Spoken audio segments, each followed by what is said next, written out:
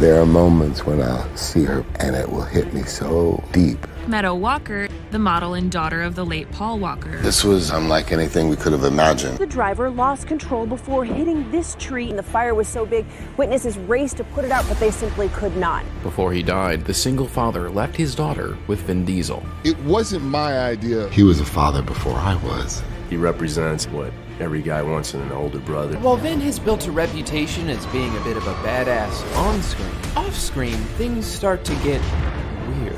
I've cried more than I've ever cried in my life. People will say, just move on. Is Paul Walker's daughter left with the wrong person? You allegedly called Vin Diesel an unprofessional. You gotta plead the fifth on that. I remember thinking there has to be a way out of it. They don't teach you how to mourn someone and simultaneously pretend they're in a scene with you. What happens when he doesn't have a script? Did you ever really beat the crap out of somebody? I'm gonna tell you something that nobody knows. I remember coming home one night after a big fight, and I run up to the kitchen and I get ice, and my hand's swollen, and then just another day at work. You have to be like the toughest guy in the bar, don't you, if you're the bouncer? Vin acted tough to survive, but that wasn't who he wanted to be. I was feeling like just bummed about the fact that I was still doing this job after all this time. And the only thing you have to do when you're a bouncer is go to the gym, so that I could have my days free to do theater. While Vin was trying to start his acting career, Paul focused on supporting his family. My baby wasn't planned. I wasn't married, and we're not always our best, but, you know, so long as it's 2 steps forward, you know, to every 1 step back, you know, you keep going, you're all right. But even when Vin finally got his big break, he kept acting tough. I am usually in character. Unlike other actors that can turn it off, I've never had that ability. Sometimes it was really hard to differentiate between Dominic and Vin. He's so intense. Paul saw through the tough guy persona and reached out to Vin. When Paul would read a line that he didn't like, he would go, Vin, what do you think? He always wanted to know what I thought of the lines and what I thought of, you know, how the characters were playing out. Vin actually has a really big heart. He represents what every guy wants in an older brother. But when Vin found out he was about to be a father, his painful past came rushing back. When you're growing up in New York with a lot of tough guys, they'll say, oh, whatever you do, don't go in the hospital. Stand in the hallway. Don't go in that delivery room. Vin's father walked out on his mom just weeks before Vin was born. Unlike the men Vin grew up with, Paul knew that supporting family was true strength. He was a father before I was, even though I was the bigger brother. He sees that I'm not myself. And at the end of the day, he comes into my trailer, he says, what's up? I know you too well. What's going on? I said, I'm gonna tell you something that nobody knows. I'm about to have a baby. And I have to go to the hospital now. And he was contemplating going into the hospital to watch labor. He wasn't sure if he wanted to see it or not. And he said, but Vin, go into that delivery room, be present, and cut that umbilical cord, and it will be the best day of your life. And so I did that, and it was the best day of my life. And that was the first time, like, I really felt like I saw Vin, like, the human side of him. And then after that, it just seemed like things opened up. But he's the only person in the world that could have told me to go in and cut the umbilical cord.